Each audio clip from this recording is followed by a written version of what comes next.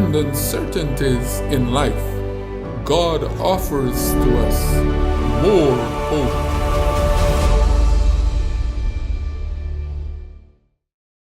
Welcome to More Hope 2. Today's topic is dynamic faith. Being a father and a grandfather, I've enjoyed watching my children learn to walk. Learning to walk is exciting and it's filled with adventure for them and also for us as parents as we witness them taking their first few steps. At first, they'll take their little stand and kind of hold it, and we get excited and celebrate with them. And then one step, 2 steps, and the excitement is high. Bring out the cameras, try to record these first steps. But as they continue in their walk, we often find that they'll fall forward, backwards, sideways, but they fall. As Christians, we also may experience that in our new faith or our old faith, we begin our walk, and as we're walking, we're excited, the joy of the Lord is with us, and we at times fall.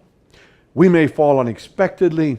It may just kind of happen in ways that we didn't even predict. But what do you do when you fall? Our children teach us what's best to do, and so does the Word of God. The Word of God encourages us to continue forward. Children continue their walk and eventually learn how to run and continue for a lifelong journey of walking and running. But in the beginning, it's challenging. Even the Apostle Paul understands this.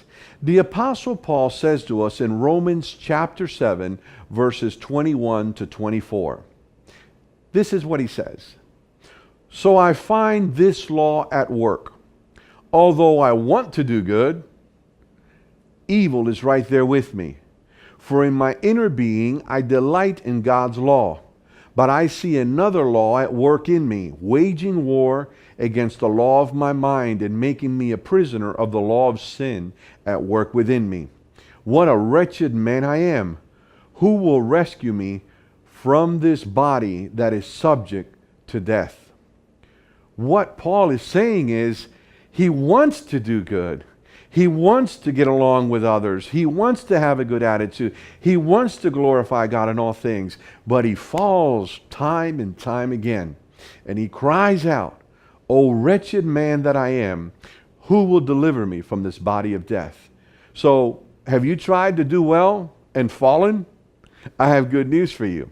You'll discover in this study that we are not taking God by surprise. And he has provided a way for us to find our way back on our feet, walking in the joy of the Lord.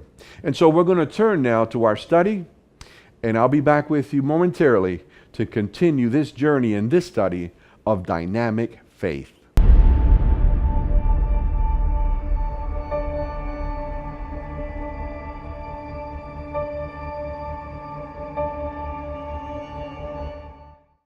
The Apostle Paul, who wrote a great part of the New Testament, tells us in Romans chapter 12, verse 3, that to every man God has given a measure of faith. That faith which you have is the faith that led you to Christ. That is the faith that led you to your baptism and to a commitment to walk in newness of life. The Bible says that the old is gone and you are now a new creation. But as a new creation, so often we mess up. We lose our temper. We fly off the cuff. We slip. We fall. And as we saw in the reading earlier, the Apostle Paul himself experienced these lapses in his walk with God. It was great when we started, but when we fall, or when someone says we're not worthy, or when we feel discouraged or guilty, then the joy of the Lord is in danger. The Bible tells us in 2 Corinthians chapter 7, verse 10, godly sorrow brings repentance that leads to salvation and leaves no regret, but worldly sorrow brings death. That means that there is a sorrow that leads you to repentance and to Christ, but there is another one that leads to death. So when I have made a mistake, when I have slipped and fallen, how then do I recover from that mistake? There is a guilt that leads me to repentance, to turning away, and to coming back to Christ. And there's another one that leads to death. God wants us to come to Him when we fall. You may have been walking for just a few months or years or 30, 40, 50 years. But whenever you fall, it's important that we fall forward or into the arms of our Lord. He wants us to be close to Him. There is encouraging stories throughout all of Scripture. But what happens is that we often focus on the victories of the people. We focus on their successes. Oh, if I were more like Abraham, if I were more like Moses, or if I were more like the patriarchs or the prophets, I would be a better person. But allow me to share with you how it is that these same heroes and heroines of the faith also fell. The difference was that they would fall and rise in repentance, coming back closer than ever to Christ. The greatest chapter of the heroes of faith is found in the book of Hebrews. It's chapter 11. In chapter 11, there are the historical accounts or names of different personalities. For example, one of them that is listed there is the story of Noah. You know that story, the great Noah who saved his household and was a man of God because Noah found grace in the eyes of the Lord. But did you know that that same Noah in Genesis chapter 9 verses 20 and 21 found himself drunk, uncovered, and naked? So here's this man that just saved his family and saved the human race, and he's drunk out of his mind. But yet he is still in the record as one of the greatest men in history. You have the story of Abraham, the name of Abraham there. Abraham, we look at him as the father of faith, a man that just was resilient and was called a friend of God. But do you know that Abraham also had his setbacks and had his problems and trials and difficulties? Abraham also fell multiple times. The difference was that he got up repeatedly and continued his walk with God. For example, Genesis in chapter 12, he lied when he said that his wife was his sister to the Egyptian king. And in his lie, Sarah was taken from him to the palace of that king. If it wasn't for God's intervention, it would not have gone as it did. You would think that Abraham learned his lesson. Now Abraham is going to be more careful. He's going to be more honorable. But the Bible tells us in Genesis chapter 12 that he did it again. He did it again in Genesis chapter 20. He did it again when he came to Abimelech, and he told Abimelech that Sarah was his wife. And we find that even with Isaac, his son, Isaac repeated the same mistakes. And then we find that Abraham committed the mistake with Hagar, as it was that he had her outside of his marriage covenant with Sarah. So you find that these differences are there, these mistakes are present. There was revelry, there was jealousy, there was conflict in his tent, but he held on to God. And what we need to remember for dynamic faith is that when we may slip or fall, the key is to hold on to our God, because we need a great Savior. We need a big Savior like Abraham did. That chapter of Hebrews 11 also tells us of another character. That character is Moses. Now Moses is the great man who led the people of Israel into freedom. But did you know that Moses was also a murderer? Yes, he was. He murdered an Egyptian and then ran for his life, trying to do God's will. So we find that he was not perfect, but he loved God and responded to God and found that the joy of the Lord was his strength. Now there are some personalities in Hebrews 11 that are easy to overlook. And this is going to take some of you by surprise, but One of the names that we find in Hebrews 11 is the story of Rahab, or the name of Rahab. Now, Rahab's story is found in Joshua chapter 2. And whenever you find the story of Rahab, her previous profession is also listed. Rahab the harlot. That's right, Rahab the prostitute.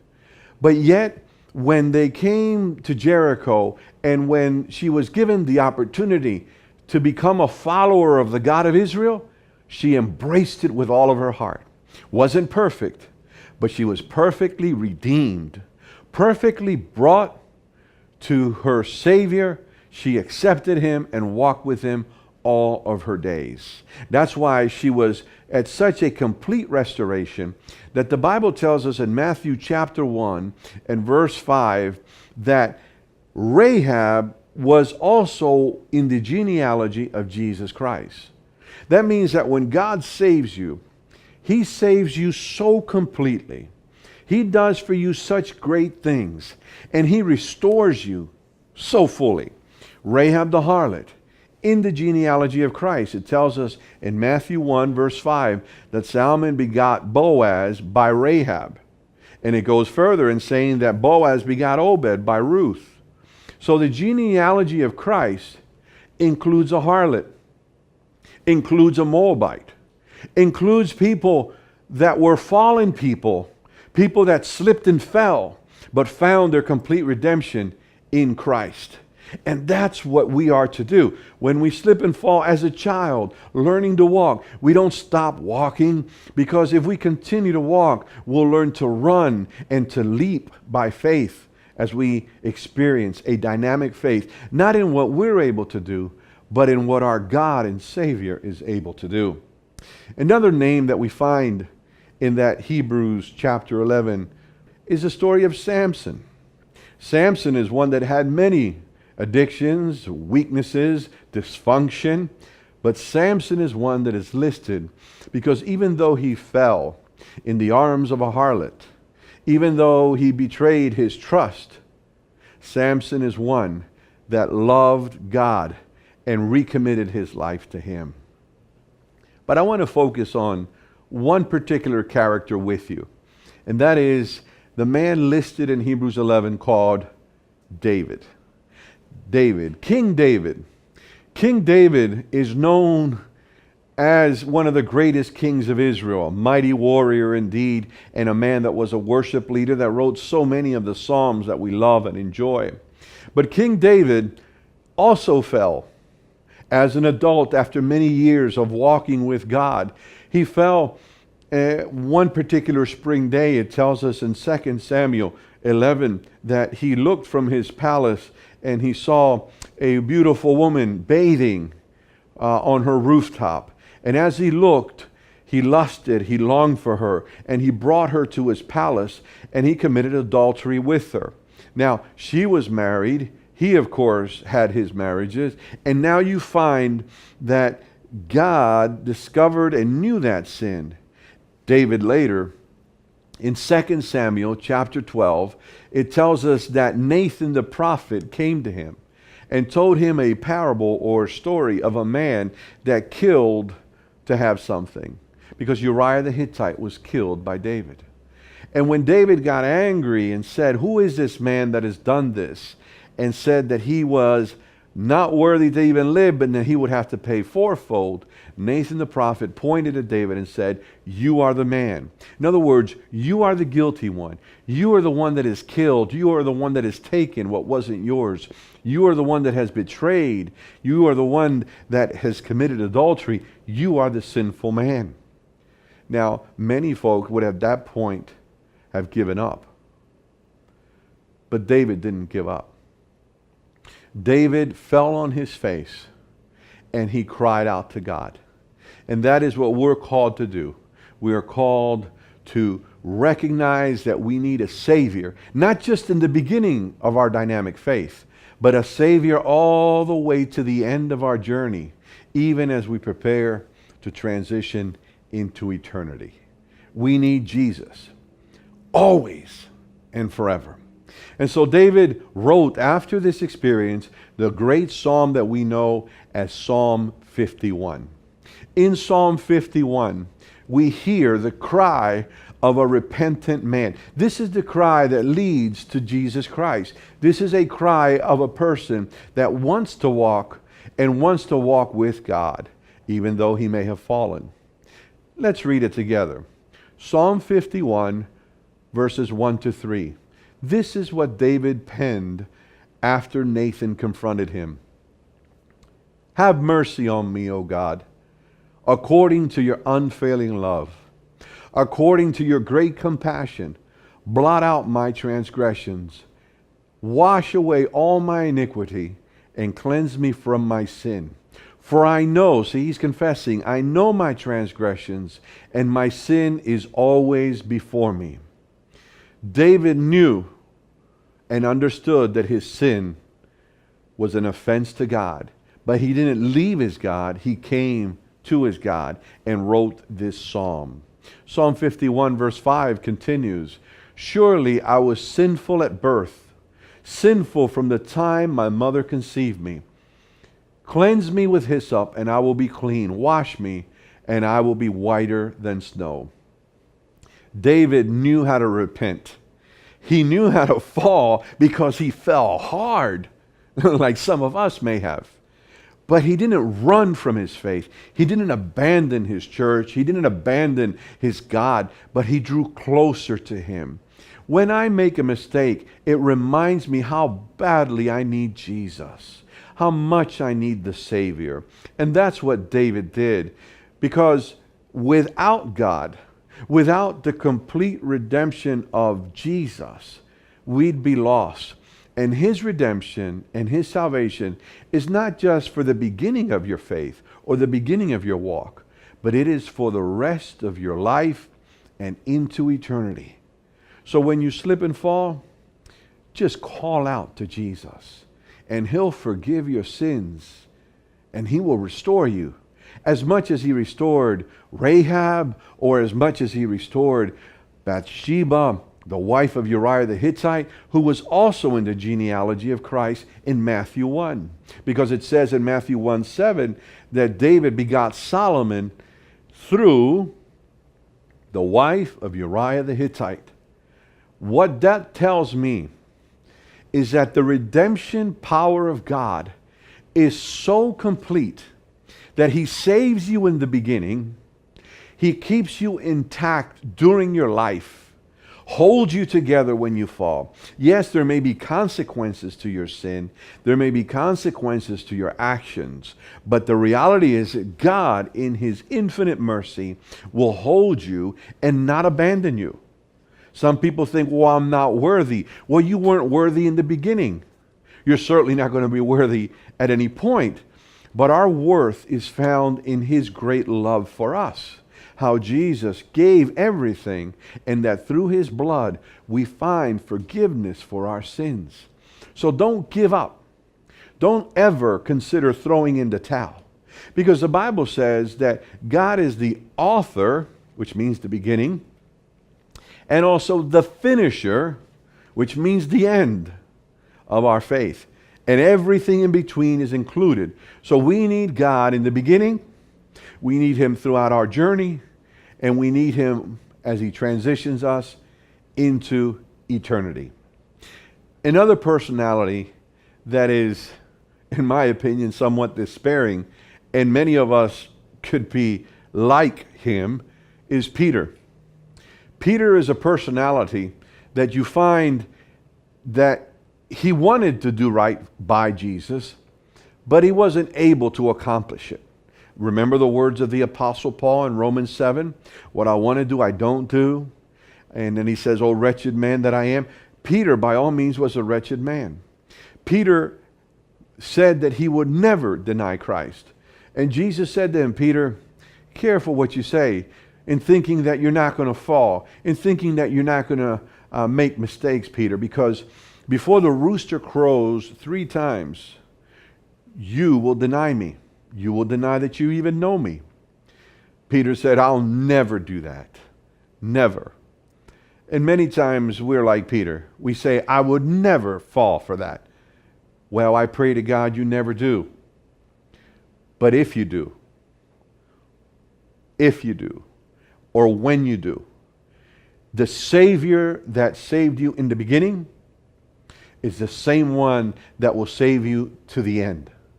So you come back to Him and you confess your sin, and He saves you from your sin. The Bible tells us about Peter that in Luke chapter 22, verses 60 to 62, it reads, Peter said, Man, I do not know what you are talking about. And immediately while he was still speaking, the rooster crowed. And the Lord turned and looked at Peter. And Peter remembered the saying of the Lord, how He had said to him, Before the rooster crows today, you will deny me 3 times. And he went out and he wept bitterly. Peter was a broken man. And it's in brokenness that our Savior becomes sweeter and more precious. It's in brokenness that we realize how much we need Him and how He is our total dependence, and our total confidence is not in ourselves, but it's in Him. That brokenness is what God worked with to restore Peter so fully that he became the great preacher of the book of Acts and the great leader that he became among the disciples, because his restoration is complete.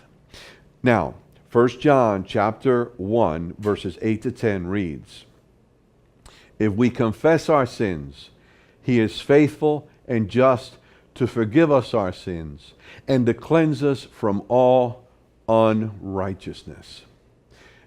That tells me that I may fall, will fall. Remember, we have all sinned and fallen short of the glory of God. But I need a Savior in the beginning, in the middle, and throughout the rest of my life. But when I fall, when I slip and make a mistake, the key is to turn my attention towards the Savior. If I make a mistake, for a dynamic faith, I confess my sin, and He is righteous and righteous, and He will forgive my sin. Hear the words of 1 John chapter 2, verse 1. Notice the tender love of God towards us. My little children, I am writing these things to you so that you may not sin. But if anyone does sin, we have an advocate with the Father, Jesus Christ the righteous. So what it is telling us is, go and sin no more. You are a new creation. But you may fall. And if you do, we have an advocate with the Father, the Lord Jesus Christ. I need a big Savior, but I have a big Savior, a loving Savior. And so I end this study with you just quoting the words of Romans 7:25 and 8, verse 1. The same Apostle Paul that said, O wretched man that I am, this is what he also says. Thanks be to God through Jesus Christ our Lord. So then, I myself serve the law of God with my mind, but with my flesh I serve the law of sin. And here it is. There is therefore now no condemnation to those who are in Christ Jesus. That is the key. May your walk with Christ be eternal and forever. And if you fall, rise and walk and always maintain that dynamic faith, because Jesus will see you to the end.